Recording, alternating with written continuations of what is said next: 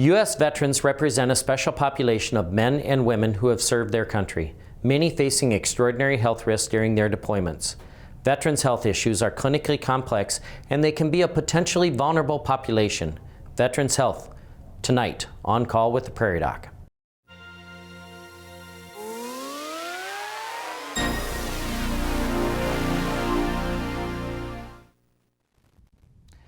Good evening, and welcome based on science, built on trust. I'm Major Anderson, your Prairie Doc guest host for this evening. Tonight, we will be discussing Veterans Health. Thank you for joining us. Before we start our conversation, we invite you, our audience, to submit your questions for tonight's discussion about Veterans Health. Viewers can contact us in three ways. You may call us at 1-888-376-6225. You can send an email to ask@prairiedoc.org, or you can ask on our Prairie Doc Facebook page. We will work to answer as many of your questions as possible given the time available. Sometimes we receive more questions than we can cover, and we apologize if we do not get to your questions. All questions submitted during the first 20 minutes will be entered into a drawing for our newest Prairie Doc publication. The winner will be announced at the end of this program. Your questions will remain anonymous, but please provide contact information when you submit your question. In the studio this evening are veteran Dr. Ronald Place, the CEO from Avera Health, veteran Dr. Jared Harwood from Sanford, Worthington Orthopedics and Sports Medicine Clinic, and Desiree Boyer, the outreach coordinator with the Veterans Administration in Sioux Falls. Welcome, everyone. Thank you. All panelists tonight are both healthcare professionals and either veterans or involved with serving those who serve our country. I started my medical career as an active duty Air Force, working on radios and radar in AC-130 gunships. After 4 years, I transitioned to the Iowa Air National Guard as a medic and then became a commissioned officer in the Nurse Corps. I retired with 20 years of service as a major. So major really is my name and my rank. Dr. Place, would you tell us about yourself and where you served? Sure. I served for 37 years in the Army. I was commissioned after college before I started medical school. I trained as a general surgeon. My subspecialty is colon and rectal surgery. I practiced for about 20 years or so, transitioned to executive healthcare leadership, and retired earlier this spring as the director of the Defense Health Agency working in Washington, D.C. Very good. Dr. Harwood, what is your specialty and your branch of military service that you served in? I joined the Navy in 2002. They fortunately paid for my medical school, and I deployed as a flight surgeon in the active duty Navy before transitioning to reserve and getting trained up as an orthopedic surgeon. So I'm still serving in the Navy Reserve. Thank you both for your service. Ms. Boyer, tell us a little bit about yourself and your role with the VA. Right, so I work for the VA hospital in Sioux Falls. I've been there a little over 16 years. My title is Outreach Coordinator, Minority Veteran Program, and also Transitional Patient Advocate. So I go out to different events, make sure that the veterans know their benefits, help them to get enrolled if they need to, or just answer any questions. Definitely help our minority veterans, and then the post 9/11 veterans. And my husband was 21 years Navy, so I kind of followed him around until he retired. Excellent. Well, looks like we've got some questions here. One is, what qualifies someone for VA benefits? So there is a lot of different ways to be eligible for VA. The best thing I would suggest for anybody to do, each county has a veteran service officer they can talk to. So if you have any questions of your eligibility, I would contact them. You can come directly to the VA and talk to our eligibility department. Those would be my best suggestions to find out if you are eligible. So not all veterans would be eligible for VA health care. That is correct. Depending on like our National Guard, they need to deploy to a combat zone to be able to apply for VA health care. Also, some of our veterans, it does come down to like a monetary amount. 2003 is when Congress changed the guidelines a little bit. So there's a lot of different ways to be eligible, not be eligible. Again, if you don't know for sure, go talk to somebody. And that person to talk to would, again, be your Definitely be a Veterans county veteran service officer. Veteran Service Officer. Yeah. And every county in South Dakota has Correct. a Veteran Service Officer Correct. that they can do. So why is it important for your primary care physician to ask if you have served in the military for health diagnosis? How could that change your care? Well, sure. The experiences of service are unique to everyone, and the way that unique service can impact not just PTSD, which I think what most people want to talk about, but there are certain exposures, for example, that can have pulmonary lung effects. There are other exposures that can have dermatological skin effects.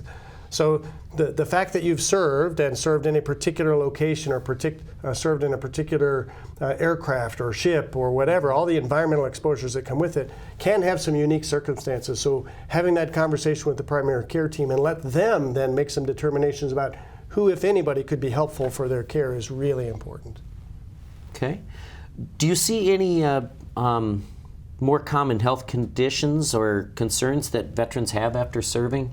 Anything that more likely to have hips or something or anything like that? I don't know. Well, I can attest to the fact that they age just like the rest of the population. And we all know that orthopedics is kind of a wear and tear business. I think there are certain musculoskeletal injuries are very common in veterans and non-veterans alike. But I think I agree with the comments that have already been made in that veterans are a particular group that have very specific needs in some cases.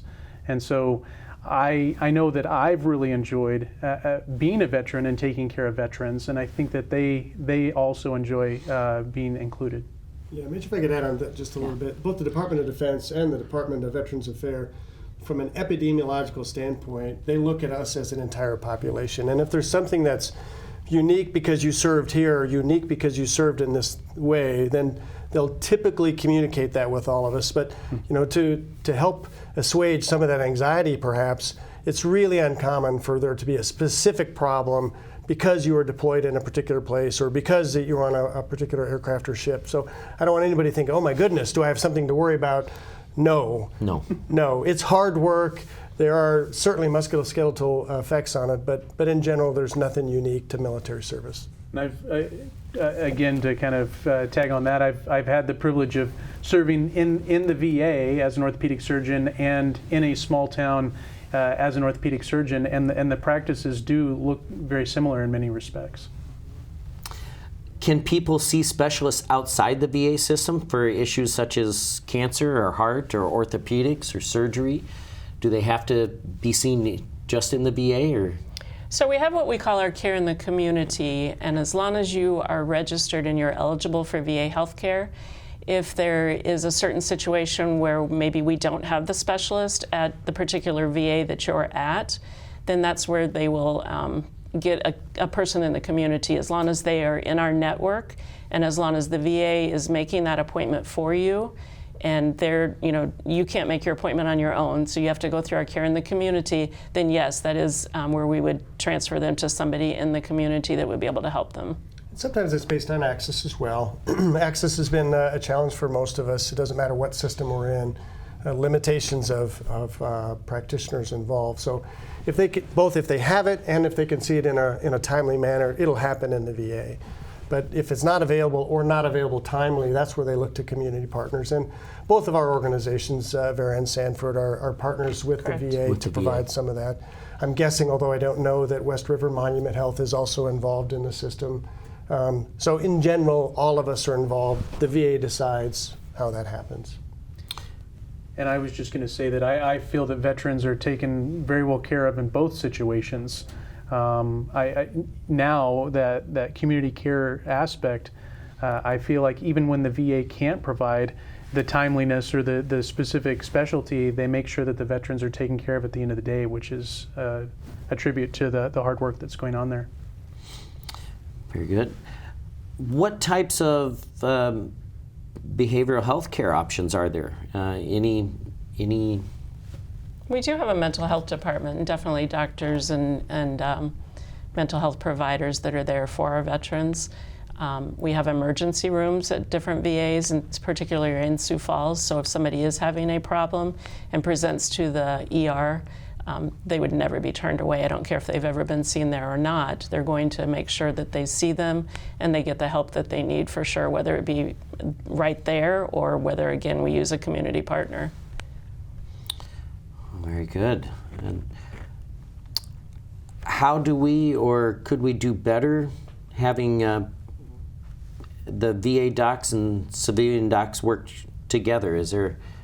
It sounds like we do a pretty good job of with the community and the care in the community program to getting the civilian docs and the VA docs working together. I do. Over the 16 years that I've worked there, I mean, it's definitely gotten better with each year, and just with the community that we have and being able to get the providers in with the VA. So I feel like we do have a good do a good job of that. And it's not completely siloed either. In many instances, the community docs are the VA docs. And I know when I was in Seattle, I had an appointment at the university as well as the VA, and took care of patients in both capacities. So. But blinding flash to the obvious, healthcare is complicated. And all three of our systems are different electronic health records, which means they're organized differently, the nomenclatures are a little bit different, how they interact are different. So all of our practitioners,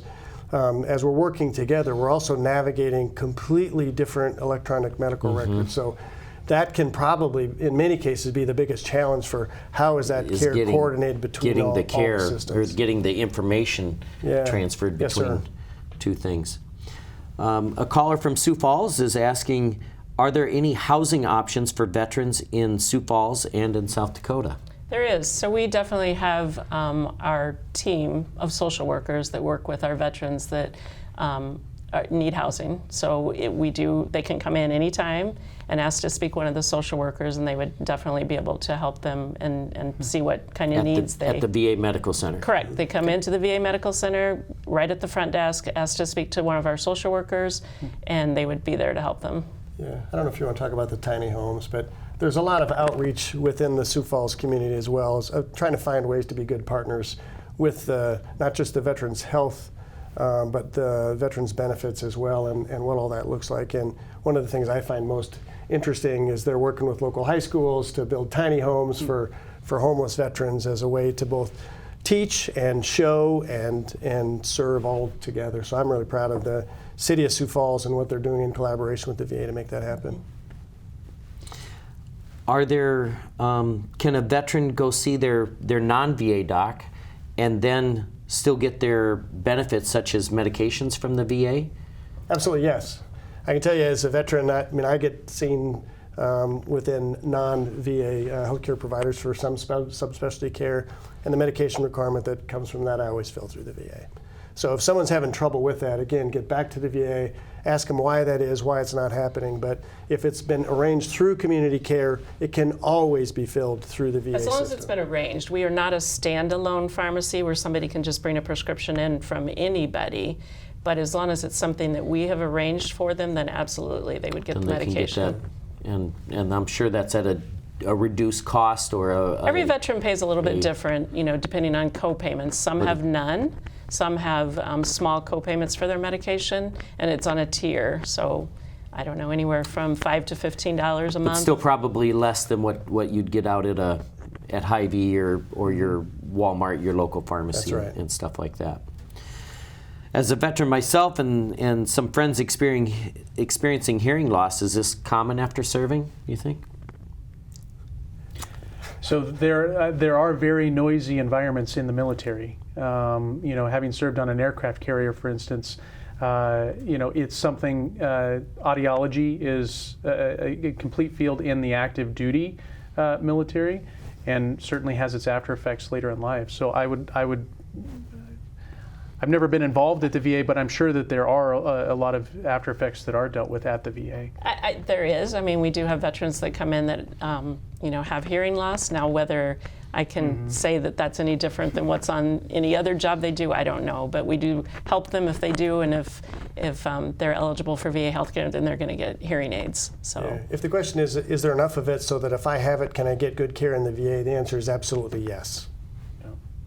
Very good. And to the prior question, I was just thinking the VA oftentimes in several respects serves as a quarterback, I feel like, to the service that veterans get.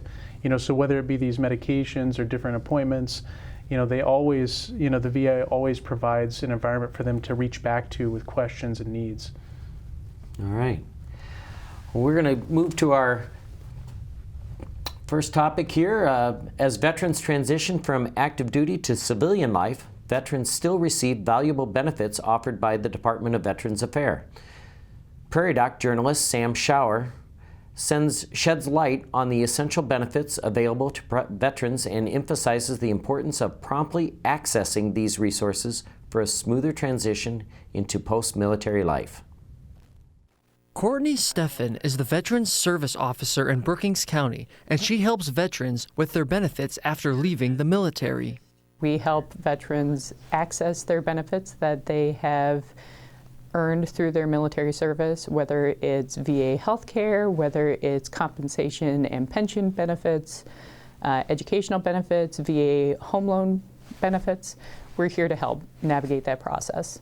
That process can be very difficult and intimidating, and she says that's leading to many younger veterans not using the benefits given when they leave the military.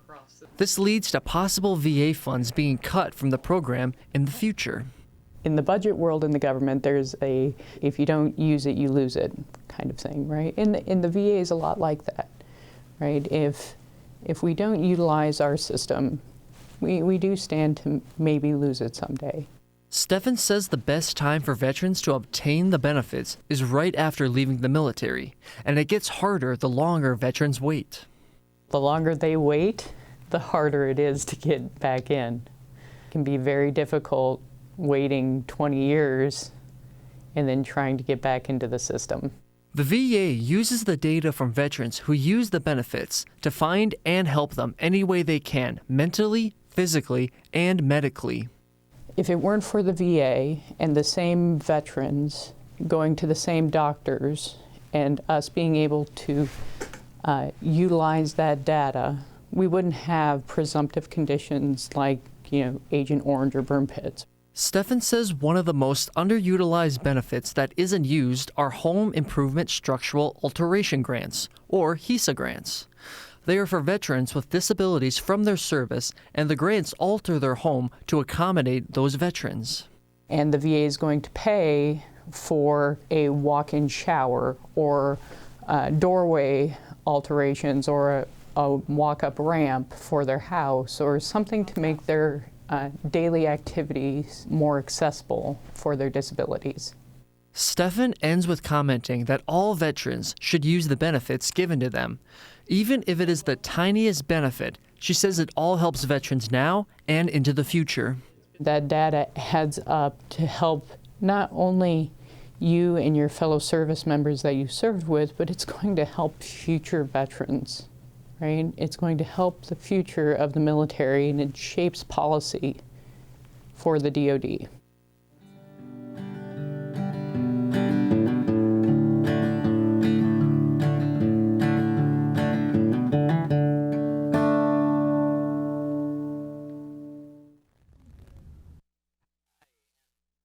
Thank you for being back. And what's your opinion of the reputation of the VA and the care that the VA gives? So myself, I have my husband also that uses the VA, and I find the expertise that our veterans get from the providers they have is wonderful.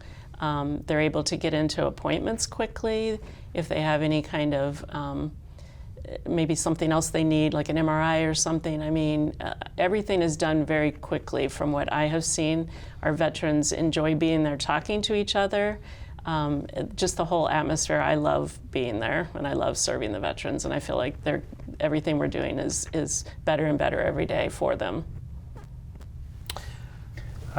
Just to continue that sentiment, having served on both sides, the VA side and outside the VA, I really don't have any examples where the care is any different. And in many respects, the quality of the care that our veterans get at the VA comes along with a camaraderie and spirit that they thrive on.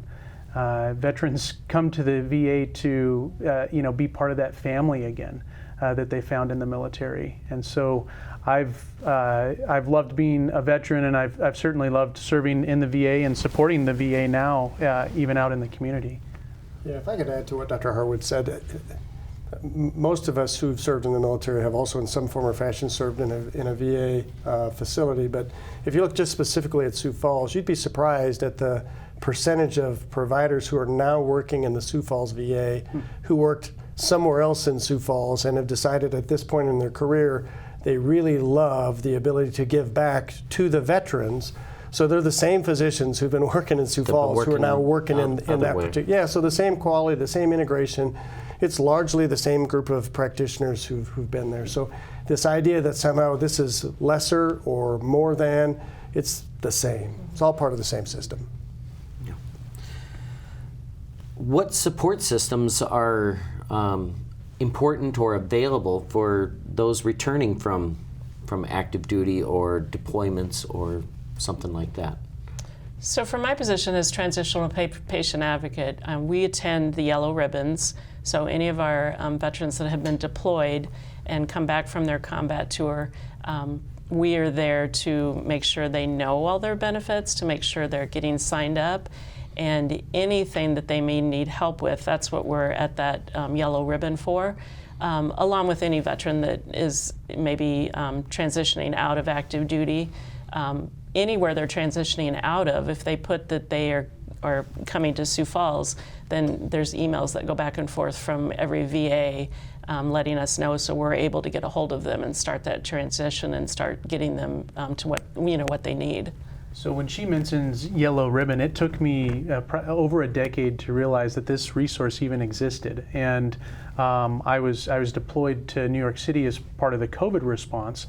And when I came back, I had this Yellow Ribbon event that was offered as a resource, basically an expenses paid retreat for my wife and I to go to, for 2 or 3 days, and again, be part of that family, decompress, grow back together as a couple, and just a beautiful resource. So the whole idea, whether still on active duty, transitioning, is normalizing an abnormal experience. Mm-hmm. And that's what it's about. It's not expecting families or the community to be the ones who are normalizing that abnormal experience, but is there a way to utilize the resources of the VA to have that transition take place where you're going from a very abnormal experience? I can tell you, as 4 combat deployments as a general surgeon, it is a unique, surreal, abnormal, horrifying, uplifting, and everything you can do to put it into a package experience.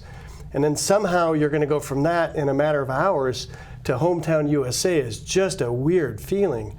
And the VA helps in that transition process. Sometimes it's days, your experience. Sometimes it's weeks or even months, depending on the service member or the veteran. So that's the whole purpose. The VA is doing spectacular work to make that happen. Well, that is where our social workers come in to play too, because they will follow up with the veterans, whether it be weekly, monthly, quarterly, to make sure that they're transitioning okay. And that would go along with an email question we had, which is, my husband's a veteran and struggles with depression. What resources are out there for him? You'd have the social workers that could yes. talk when they with meet them with the social workers, I mean, they have tons of literature that they can give them to help, but also just be there for them anytime that they are needed. Are there any specific VA services that are special for or specifically for veterans residing in rural communities? We talked about care in the community. Is there any other? I know that not as much on the rural piece, but there were facets of orthopedic care that I think really shined in the VA, with their experience with prosthetics and orthotics, and also wheelchair.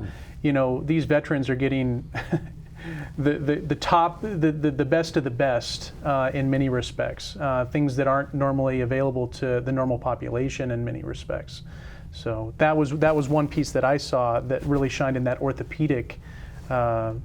Correct, and even if they're in the rural areas, we make sure they get that, whatever, like what he was saying, anything they need, we get it to them. It doesn't matter where they're at. We make sure it's delivered to them. Are there any volunteer opportunities for those that haven't served, or maybe they have served in the military, to give back at the VA? Absolutely. We are always looking for volunteers. We have a whole department that is our voluntary services department, which now they have a different name, but yes, we are looking for drivers to help drive our veterans to maybe different appointments, maybe just be at the front desk and if they're in a wheelchair, take them to their appointments, maybe just coming in and folding papers that need to be mailed out, but we are always in need. All they need to do is contact our voluntary services department. There's paperwork, there's fingerprinting, different things that you have to do to be able to be eligible for that. But once you're in there, sky's the limit. We need help, or we need volunteers anytime. It's interesting, we talk of military service. It really is about serving and sacrifice. And I feel like watching veterans interact with one another, being a veteran myself, you feel that urge, even after you're retired, I'm sure you feel that urge to give back. To help and give back. And yeah. And I see it happening a lot. Absolutely. A Facebook viewer has said, as a veteran, I struggle with substance abuse but have recovered. What resources are out there for veterans that are struggling now? Again, through our social workers, and we do have detox places if they need, more in-house treatment. Then we would be able to get them to that place they need to go to. The services are out there. We just got to ask, and Absolutely. We're back to we need to talk to our veteran service officer. It sounds like. Caller from Mitchell asks, how about dental care? We've talked about other cares. Is there dental cares available through the VA? So the dental is very hard for all of our veterans. You have to be 100% service-connected disability to be eligible for dental, or if maybe somebody has a service connection on a certain tooth or a certain part of their mouth, then they would be able to receive dental care, but there is not a lot of veterans that are eligible for the dental care. Back to, again, talking to the VA reps and stuff to find out. Yeah, if I could offer one other thing, many of the things that are happening in our lives, we'd like to remain private. And in some of our counties in South Dakota, the total number of people living in them is relatively small. So if someone really wants to remain anonymous within their county, it's not just the Veterans Service Office in your county that you can talk to. You can talk to any county. Any county officer. Any of them. So if someone's really worried about, gosh, I just don't want anyone, everybody knows everybody's business here, this is not something I want to share, then don't be constrained by your county. Talk to somebody else, but talk to somebody. No, that's true. And I always tell people, if they start talking to whoever, maybe it's their county veteran service officer or whoever, not all personalities jive either. So if you don't feel like you are getting the support from that particular person, then yes, find somebody else, because there are people out there that will advocate for you and help you. You just have to find the right person and give all that information to them. And on the flip side, medicine by definition is taking someone who's not at their best, right? They have some ailment or something going on, and I think that medicine can be frustrating in any setting, inside the VA or not. And I like your comment to, you don't have to take no for an answer. If you still have questions, then you find someone else. You continue that dialogue, that conversation. There are tons of advocates, people that act as third parties, that say, okay, well, obviously this relationship isn't working, so let's take it from a different angle or get somebody else involved. You should never feel as if you're alone or there are insurmountable challenges. Once called shell shock, in the early 20th century, post-traumatic stress disorder is a very common condition that can affect all veterans' day-to-day lives in a variety of ways. Prairie Doc reporter Sam Schauer spoke with a psychologist at the VA about PTSD and ways to treat it. Dr. Carrie Lighting is a psychologist for the VA who helps veterans with PTSD or post-traumatic stress disorder. PTSD is a mental health condition that can occur after folks experience or witness a kind of life-threatening event, which can include things like combat, it can include things like physical or sexual assault, it can include natural disasters or serious car accidents like a car wreck or something like that. Lighting says PTSD can cause negative reactions, and the symptoms can start right away but improve over time. However, there are others that PTSD remains or comes and goes, and she says certain events can reopen wounds. So things like nightmares or memories, having emotional or physical reactions to kind of reminders of that trauma. It can then include symptoms like what we call kind of hyperarousal symptoms. So that is things like difficulty sleeping, increased irritability, feeling extra alert and on guard when you maybe don't need to be, startling really easily. Lighting says those who have re-experiences may begin to avoid people or interests, or even turn to substance abuse to try and forget those memories. If someone or someone they know has a trauma, Lighting says they should at least talk to someone. If you're noticing that within yourself and or noticing that in someone that you care about or that's important to you, it's worth mentioning it. It's worth having them maybe come and talk to somebody. Lighting treats those who suffer from PTSD with 3 different psychotherapies, which all help process how the trauma affects the person and their life. One is called cognitive processing therapy. So that's looking at kind of the way in which trauma impacted how you think about yourself, other people, the world, how it impacted kind of how you think about that trauma, and then you're going to spend time talking about that with your provider and doing kind of short writing exercises. Lighting says while some people with PTSD may refuse to get help, she says seeking help can improve one's life and continue to move forward. It's not so much trying to erase anything that happened or take away from those experiences or take away those memories, but can we find a way that the impact that trauma is having on your life right now be different than it is now? Can it be different in the future than it is now?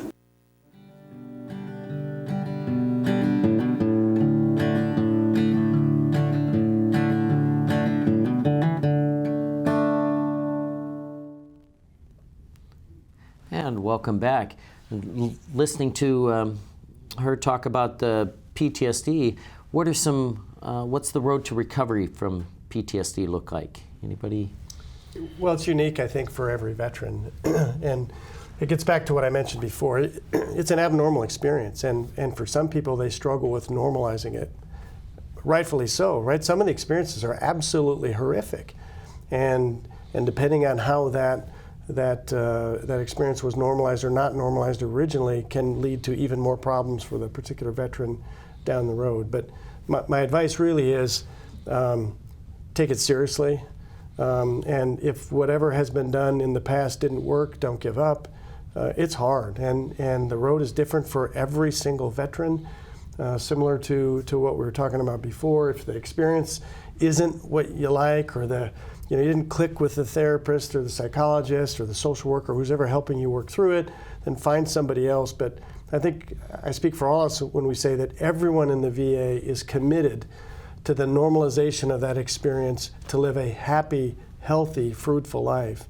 And so we don't ever, not the VA, not those of us who partner with the VA, never want any veteran to feel like they're forgotten, that they're left behind, and we will do essentially everything that we can to help in that journey to get back to a better state of mind.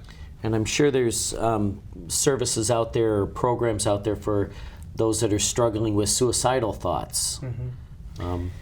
Yeah, it's interesting you mentioned the road, the road to recovery. If I think about what that road looks like, it's probably not straight. and it's probably not short.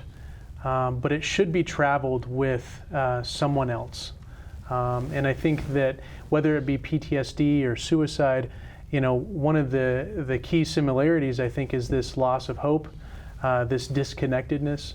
And so, finding that person or finding that group that's going to be along with you on that road, I think is one key factor. And a descriptor, a word that describes the VA very well, I think, is family. You may not like all of your cousins, or all of your brothers and sisters even. There may be days that you don't jive well, or you might get in arguments, but at the end of the day, you're a family. You come from a very similar background. You've all raised your hand to the same oath. And so there's a huge foundation of similarities that you can build on and overcome any challenge. Are there any services for like nursing home care with the VA? We do. Again, it's a small population. If you have a 70% service-connected disability, then you're going to be eligible for nursing home care, as long as it's contracted through the VA. So any of our veterans that are 70% or greater, if they reach that point where they do need nursing care, then yes, we would be able to put them in a nursing home that is contracted through the VA. And so yes. Are these the veterans' homes that you see in the communities? No. Like the Veterans Home in Laverne. Right, exactly. So that would be a little bit different. I don't know all the statistics for that part, but just a general population of somebody in Sioux Falls. We do have contracted nursing homes that we would be able to place them in. Okay. Yep. What about like burial services or? And that's kind of getting into a lot of the benefits part. Benefits that are going to be dependent on.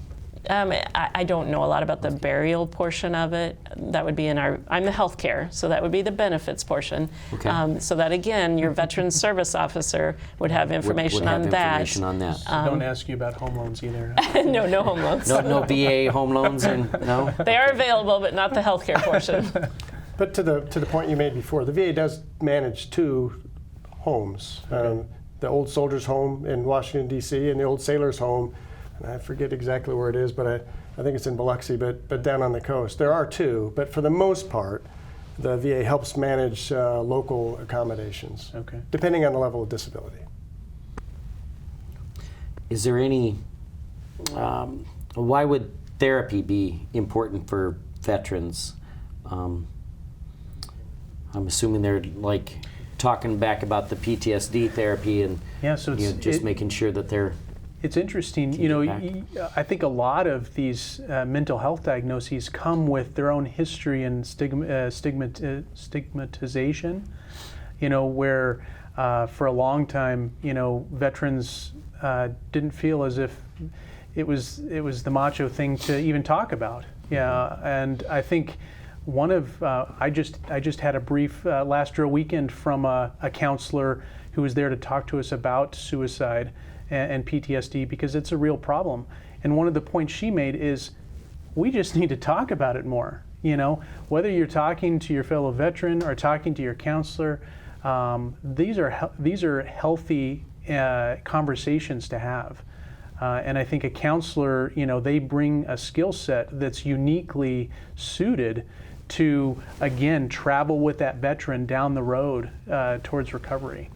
And I believe 988 is the suicide hotline. Thank you. Any veteran can call that, or anybody. At all. It doesn't matter whether you're a veteran or not, but I think there's a special component of that branches off. That you hit a button and I think it takes you to a different. I'm glad you brought that up, because I didn't want to get the number wrong, even though it's 3 digits. But it was a tremendous, I think, feat to open and make this national 988 hotline available to anyone with a phone. Yeah, anyone with a phone. Absolutely, and we do have our suicide prevention team. They're there to go out into the community if anybody wants any kind of training I know they go out to different organizations and are able to train those people on signs and what they can help with. So if anybody needs anything in the community, then they can contact our suicide prevention team. And would they have to be VA benefit eligible to contact the suicide prevention team, or? No. Yeah, so everything with the VA is it concomitant with the service? Is it service connected in some way? And any service member and their potential abnormal experiences are part and parcel of military service. So whether it's 988, whether it's the VA's website, which has great information about support services, whether it's Military One Source, there's all kinds of different portals to get into it that ultimately lead back to a similar cohort of really, really experienced professionals who can help. And we do have the Vet Center in Sioux Falls also that is available for our veterans. So that's another avenue that they're able to contact. And what's the Vet Center? What's there? I've not. I know been they to do a that lot one. of counseling. I mean, I don't work there, so I don't know specifics, but that would be something that maybe if they are not using the VA, they can contact the Vet Center and see if they're able to get help through them. What do you think the veterans' greatest needs regarding health care are when they return from service? I know that during active duty, a vast majority of everyday injuries are musculoskeletal in nature, and the same is true later in life, especially with it being a wear and tear business. So I think that much like the VA is the quarterback for these people's health care, your primary care provider is the quarterback for deciding kind of when to engage, different specialties, whether it be general surgery or orthopedic surgery. And we really rely on them pretty heavily to kind of take care of the basics. And then once the basics are outstripped, to get veterans to higher level of care where they can have, specialty service done. I think patience is key as well. Remember that these abnormal experiences come with a state of hypervigilance. And the reason for the hypervigilance is to stay alive, right? It's a completely different environment, and the temperatures are different, the smells are different, the sleep cycles are different, the threats are different, everything is different. And so it becomes normal to be hypervigilant. And then as you come back to something not that, when the rest of your friends or your family believe everything is the same, and yet it's not for you, and trying to sort out what's real for me and not real for me, and why am I jumping so much for things that I shouldn't be jumping? Is it me? Am I the weird one here? Is there something about me that's different? It's this state of hypervigilance, and we all go through our own transition away from that state of hypervigilance. Some of us are successful, some of us aren't as successful. Again, that's where the VA comes in, and they help us understand that abnormal situation. Yeah, and something that, an insight that I recently had again with some of these conversations about suicide and PTSD is that it isn't a me versus them issue, in that all of us, these are spectrums, and all of us are on this spectrum somewhere. I've had days in my life where I've felt very depressed, or I've had symptoms that may have qualified even for some of these things, and then days that are not. And so I think another key is to not think that you are not vulnerable to some of these after effects, because we all are. It's a very normal and acceptable response that can be taken care of in a healthful way. And it may not be something that happens right away either. Right. I mean, it could be months or years down the road. Yeah. Another question somebody has called in and asked is, I've got a friend who's moved states. How can I transfer my VA care from my old state to maybe now South Dakota? Yeah, very easy. They just need to contact eligibility. It takes 30 seconds. So We can get them switched just call over. the VA and they'll Yes. get you moved over. Absolutely.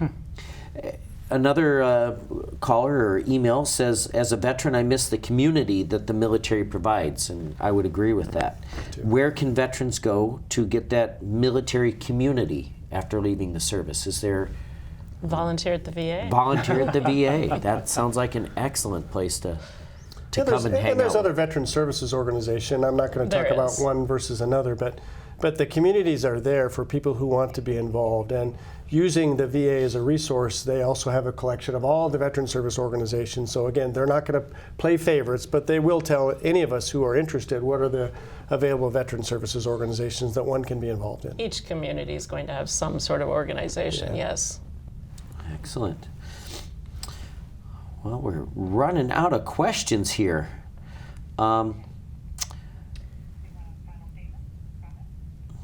Any final statements or comments you want to give? We got just a couple of minutes left.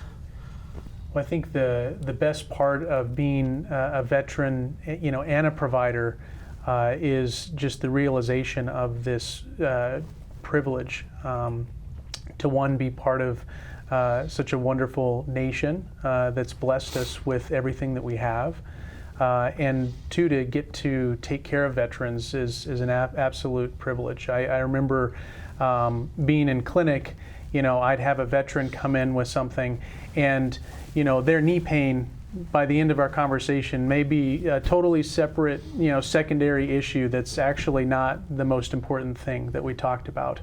But it was that special bond that we had as veterans. And so we were special in that we've taken that oath together, and that bond doesn't end with retirement or transfer to a different duty station.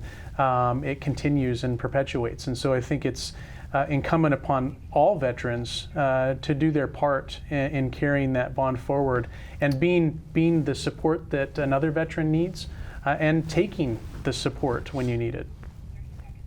We got like 30 seconds left. Any other Well, comments? just as a reminder, today is the day that will live in infamy. And my guess is that most of us have forgotten that. But today is Pearl Harbor. Is Pearl Harbor, 82 years ago. So we're somewhat short memoried as Americans. So my plea for all is to remember that a few of us serve, but those of us who do serve feel it's a privilege to serve. And so don't be too surprised when you thank someone for their service. They're a little bit weird about it, because I think we both agree that it's an incredible privilege to serve. That said, it is service, and therefore continue to thank those young men and women for their service. All right. And the winner of our prize tonight is a caller from Mitchell. We want to thank them for their question, and that was asked during the first 20 minutes of the show. A gift will be sent to you. We'll be back after this.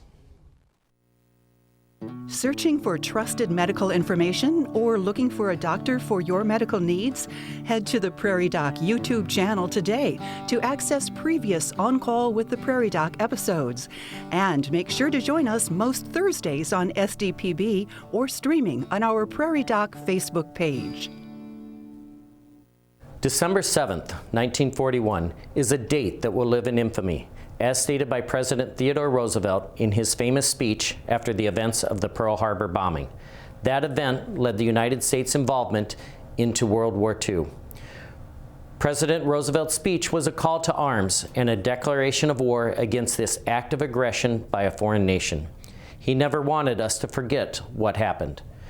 President Roosevelt concluded his speech by saying, "With confidence in our armed forces, with the unbounding determination of our people, we will gain the inevitable triumph, so help us God." Over 80 years later, President Roosevelt's words still have impact and meaning. There will always be threats to our country, both foreign and domestic. There have always been those who have stood up to stand against these threats and defended their country. Those who have served risk their health and safety for the greater good. The men and women of the United States Armed Forces know that they may be called upon to give the ultimate sacrifice for their country. We must never forget those who suffered as prisoners of war and the unknown fates of those who are still missing in action. Once back on the home front, after the tours of duty are done and the enlistments are complete, the service member will become a veteran. Although transitioning back to civilian life can be challenging for some. Many veterans will carry with them some physical, mental, or emotional toll from their service. Whether it is hearing loss or PTSD, there are service-connected injuries that need to be cared for. Some are very easy to spot, like missing a limb or a scar from shrapnel. Others are harder to see, such as survivor guilt, substance abuse, or chronic pain, which can be hidden. According to a 2022 VA study, the top 5 causes of death for veterans in order from greatest to least were accidents, suicide, cancer, cardiovascular disease, and homicide.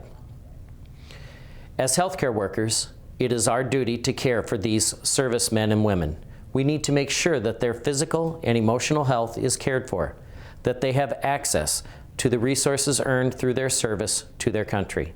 If we all work together, we can ensure that no one is left behind. Our goal should be that veteran health care is not ignored. As President Roosevelt said, we need to have confidence in our armed forces and the unbounding determination of the people of this country. Together, we can make sure that those who served will never be forgotten.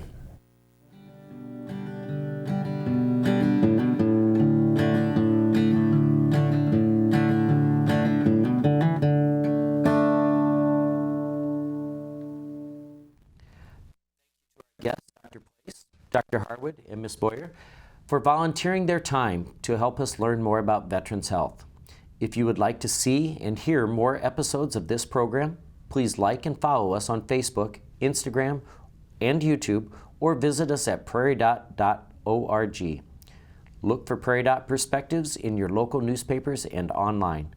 Listen to us every Wednesday at 9:30 on KBRK in Brookings. And be sure to look for the podcast of this program, On Call with the Prairie Doc, wherever podcasts can be found. From all of us here at On Call with the Prairie Doc, thanks for joining us for another episode of health information based on science, built on trust. Until next time, stay healthy out there, people. Urinary incontinence isn't an inevitable consequence of aging, and most people, with guidance from their doctor, can manage their symptoms. Inability to control the flow, urinary incontinence. Next time, On Call with the Prairie Doc. I'm Carter Home, and I have been a nurse for about 8.5 years. Worked for the first half of my career in a nursing home, but now I'm at Avera McKinnon inpatient rehab. My dad worked with On Call at the Prairie Doc and started the Healing Words Foundation, and after he passed, we decided as a family that we would take turns on the board to represent what we feel is our dad's best wishes. So I feel like I've been involved with it my whole life, but specifically the last 2 years working on the board.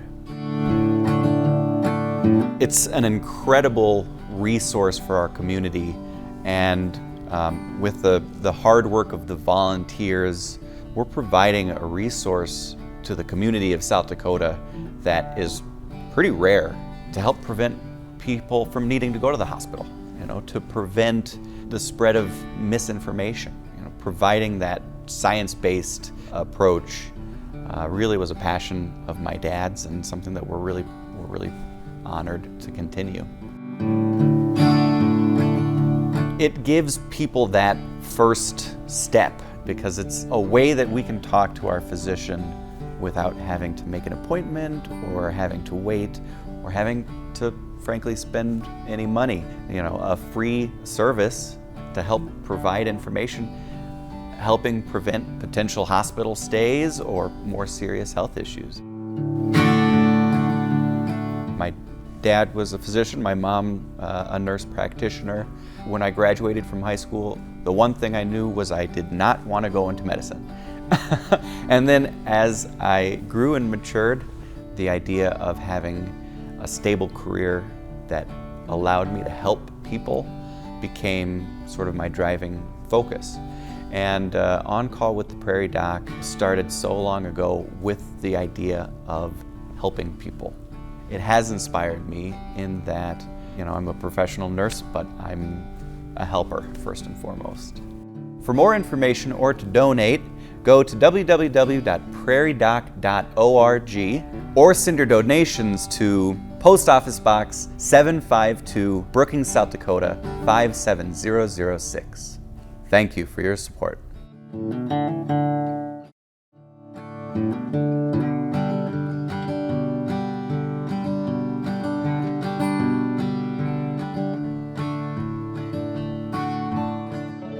Major funding for On Call with the Prairie Doc has been provided by At Avera, our nationally recognized health system will be right here with you, with care and coverage. Hello possibility. Hello healthy. Larson Manufacturing is proud to support On Call with the Prairie Doc as it continues to open doors for important medical information.